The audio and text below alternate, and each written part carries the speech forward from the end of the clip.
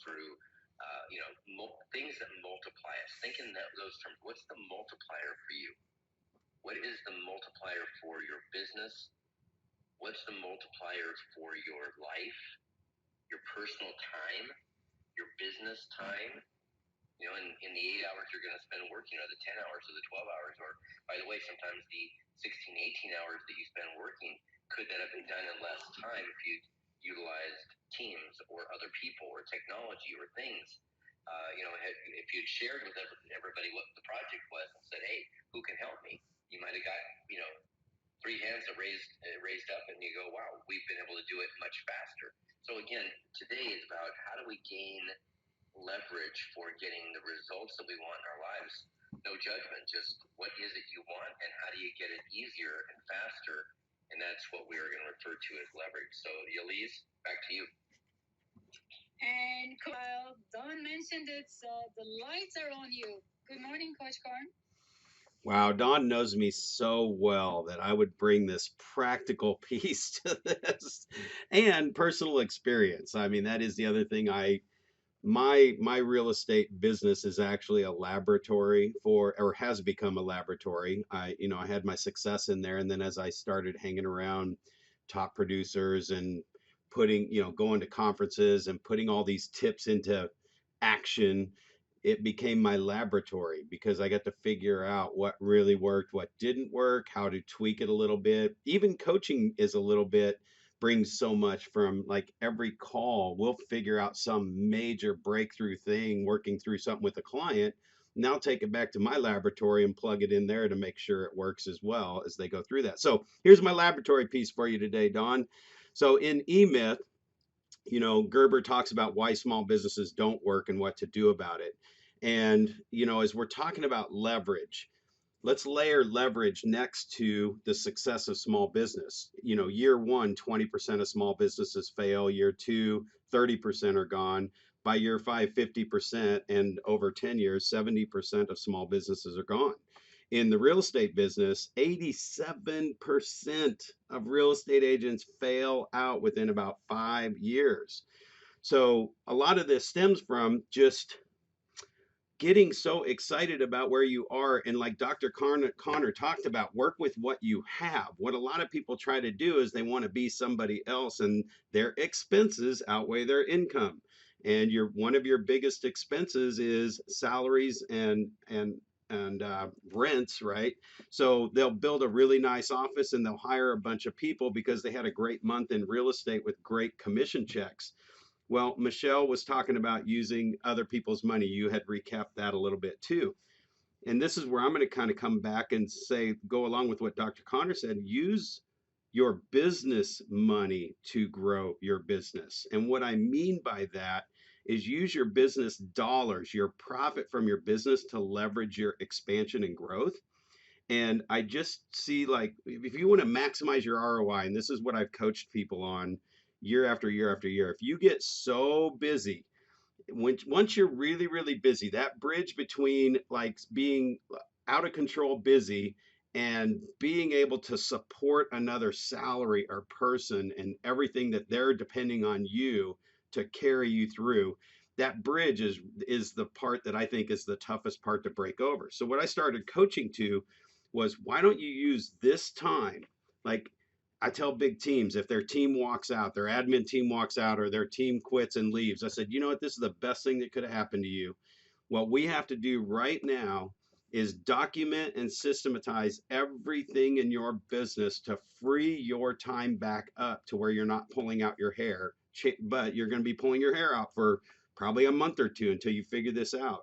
And once you start to relieve yourself of getting your time back and you feel like you've got control, and you've created systems that you're now relying on to carry you through this time, that then once you start creating extra income from that, I always suggest, why don't you figure out what your salary is of this person you want to hire right now to save your life?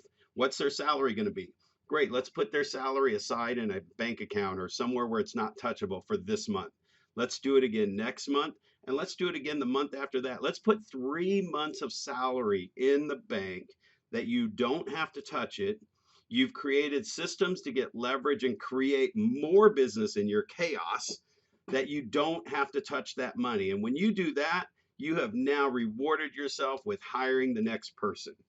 So that method, that training that I share and what my personal experience comes from having the business pay for itself. And I've seen way too many people leverage themselves with people. Like, for example, a real estate agent will say, and this goes for just about any business, I'm going to hire an assistant to come in and clean up my database.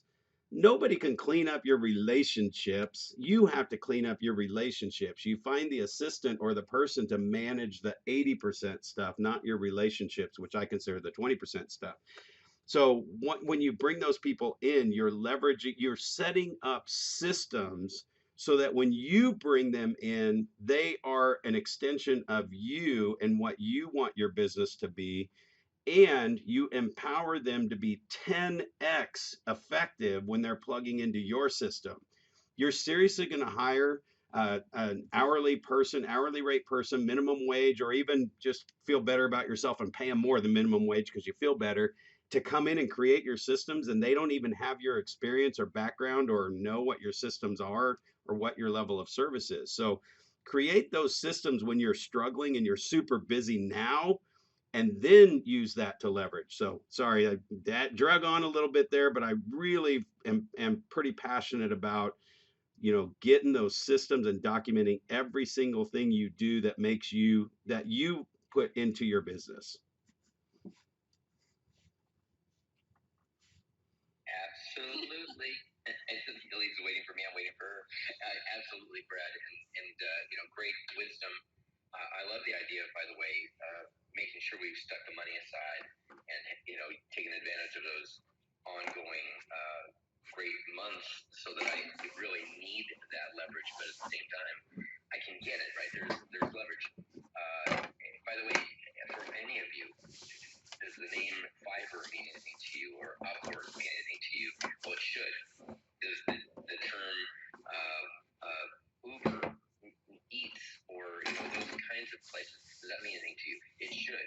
These are all places we can gain leverage without having to hire somebody, without having to spend our gas money, without having to do, which is like gold these days, but which is, there's so many places that we can gain that leverage. I think in a business sense, Brad, you hit it right on the head, right? Just to be able to have leverage. And I talked early about, if you weren't in the room, first off is how we grow. That's one leverage point. Us being bigger, seeing opportunities that we didn't used to see, having skills we didn't used to have, growing mindset we didn't used to experience. And then, of course, we get into other people, right? So you can experience growth through other people for sure, but they don't have to be your full-time employees. And the third part was, of course, marketing. Marketing comes in lots of forms.